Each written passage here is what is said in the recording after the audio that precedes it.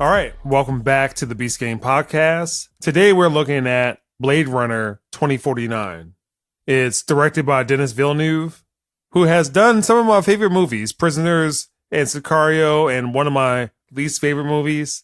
The writers are Hampton Fancher and Michael Green. It stars Ryan Gosling, Harrison Ford, Jared Leto, Ana de Armas, and Sylvia Hoeks. The synopsis is, a young Blade Runner's discovery of a long-buried secret leads him to track down former Blade Runner Rick Deckard, who's been missing for 30 years. And Keith, what did you think of Blade Runner? The original Blade Runner I love, one of my top 100 movies. This movie it's a beautiful film. Denis Villeneuve, he is absolutely an amazing filmmaker. The cinematography was amazing. An enchanting looking film that you just might watch and enjoy. Music, sound effects, all that stuff, top notch. My problem with this is with the story. It's about 1 hour too long.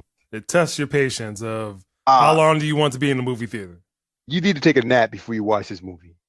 Coming off work watching this, so I might have been a little surly going through most of it, but the storytelling was on point for the most part. It told the story that it wanted to tell. Interestingly enough, I'm not a huge Ryan Gosling fan, but I am after this. Something about his performance in this that worked for this movie.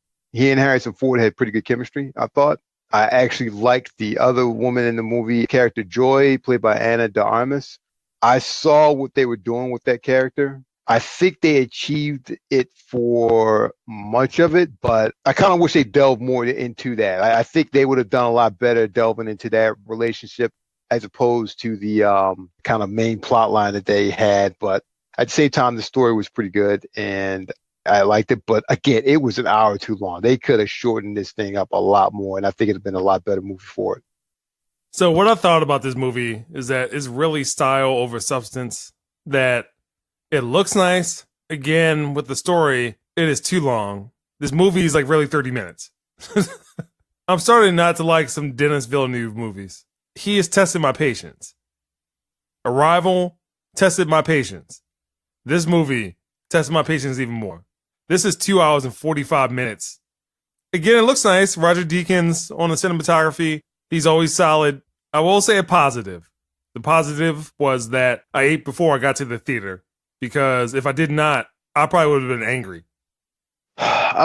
The thing about this movie is I wonder if it would be like Arrival for me, where Arrival I actually like at a reflection. At the time of watching this film, I'm just like, oh God, like, come on, hurry up, get to the point.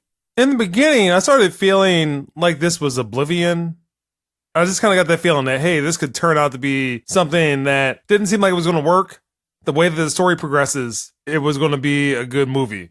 And this one just sits there and you have all these scenes where there's not a lot of dialogue or someone says something and it's just a non-reaction. That's the whole movie.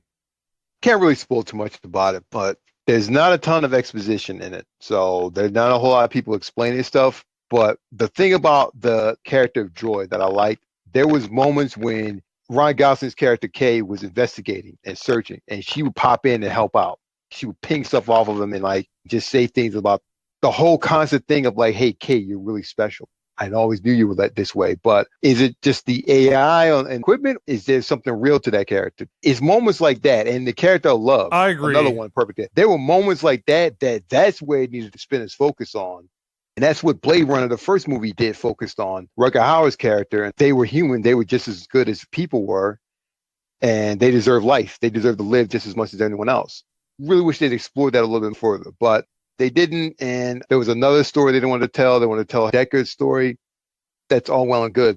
For the length of that movie, I think they could have focused it a lot more in different areas. Kept this version as a director's cut and done something else. Yeah. Yeah, because it is way too long. Way too long. So what did you think of Robin Wright's character? There was something there. For a moment, I thought I maybe fell asleep during some of the dialogue, and I missed out on like why. Oh, I fell asleep. I fell asleep twice. She had an agenda. I thought her character was pretty decent. There was a moment of flirtation with her and Ryan Gosling. I thought she was slightly positive in this movie, but the way that her dialogue is, and the way that the dialogue is in the whole entire movie, I mean, I understand about Blade Runner in the original one. So this tries to keep in the same vein, but it could have been written a lot better. So what did you think of Jared Leto's character, Wallace? Underutilized. Keith, what if I talk to you like this? I just want to sit there and talk to you like this right now. What do you think? Completely underutilized. He was like in there for 3 scenes. Completely underutilized. Getting to a larger issue, and also when we're talking about sequels, is if this tells a very compelling story to warrant it to be made. My question to you is this movie justified in being made? That's an interesting question because I'm not sorry I saw the movie. I'm not sorry I saw the movie. I think there is some value to it. It's a gorgeous looking movie.